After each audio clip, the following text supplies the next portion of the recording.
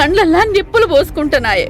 అందుకే కదా మీరు ఒక్కటై నన్ను ఏకాకిం చేస్తుండ్రు.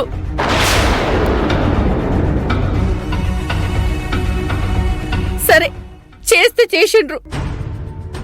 నా కడుపులో ఏముందో భగవంతునికి నాకే తెలిసేది.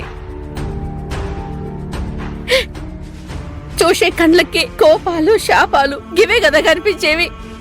దానికి ఎవరేం చేస్తారు? కానివ్వండి, అట్లనే కానివ్వండి.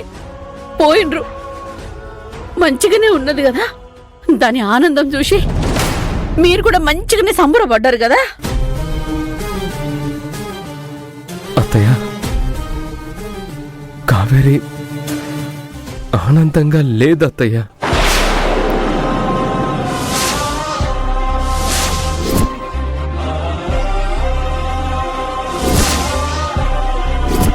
ఆపండి.